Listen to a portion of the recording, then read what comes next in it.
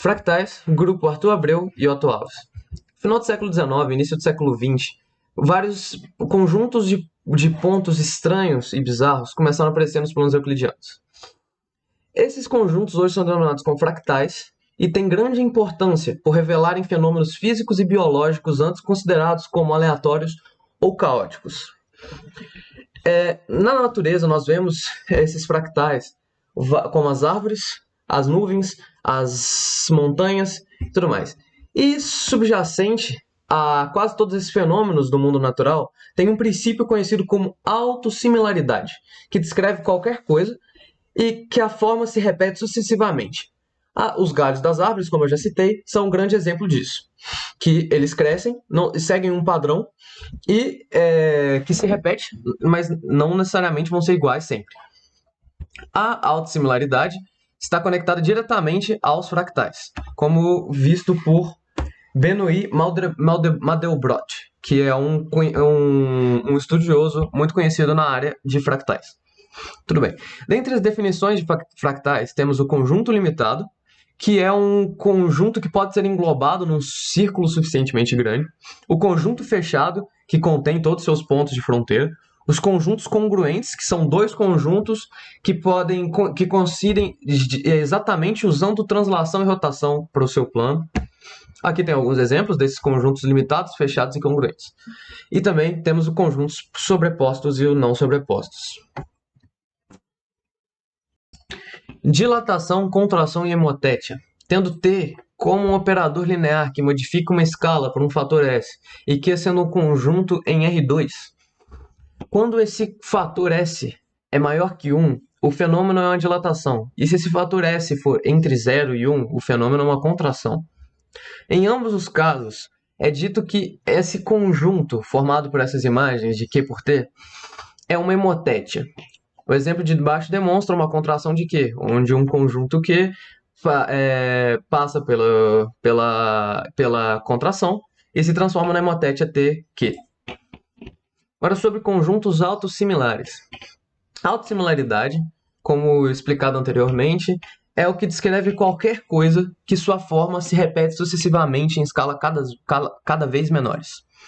Então, um conjunto autossimilar é um conjunto fechado que pode ser descrito de uma forma de vários conjuntos menores não sobrepostos.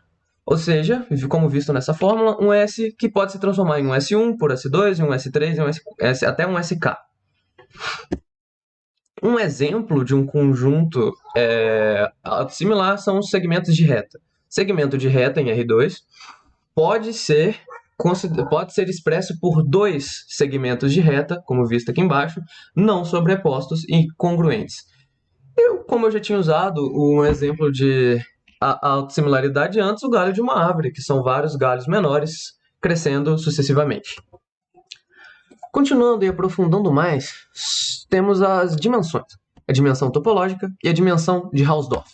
A dimensão topológica é um conjunto em Rn, com números inteiros entre 0 e n, que o valor é definido da mesma forma que a dimensão em um subespaço vetorial, pelos seus números de vetores em sua base.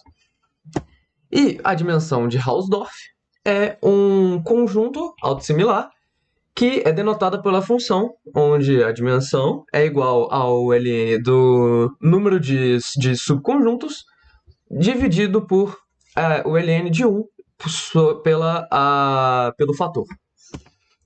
Agora, uma outra definição de fractais, que engloba essas duas dimensões, é que um fractal é um subconjunto de um espaço onde as dimensões de Hausdorff e a topológica não são iguais. Vamos começar a demonstração de a criação de um fractal através do Java. É o fractal da árvore de galhos, o Tree Branch Fractal. Ele cria uma árvore através do... ele pega um galho original e através da rotação da rotação e contração desses galhos e uma translação, ele vai criando uma árvore com novos, ele vai estendendo a árvore, criando galhos para cima. Eu vou rodar aqui para mostrar. É possível ver aqui que cada galho é uma rotação do primeiro galho contraído por um fator de 1/2. A árvore é gerado galhos com espessuras diferentes, mas isso é só um fator visual. No caso, se eu, se eu, se eu comentar aqui essa parte que controla a espessura do galho, eu consigo gerar um fractal com, com galhos realmente similares, com espessuras com a mesma espessura. A gente tem também o exemplo do triângulo de Sierpinski, que também foi feito através do Java. Ele gera, também através de uma função recursiva, ele gera os triângulos. No caso aqui, é feito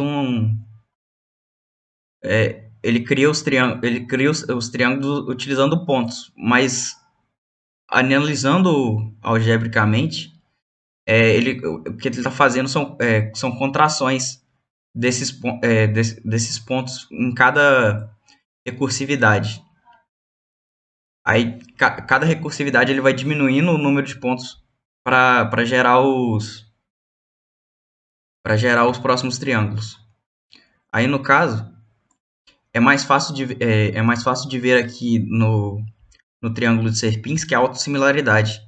Porque é possível ver que se eu pegar cada um desses triângulos aqui, eles são similares a esses triângulos maiores, que no final são similares a esse triângulo maior. Mostrando assim o padrão da autossimilaridade dos fractais.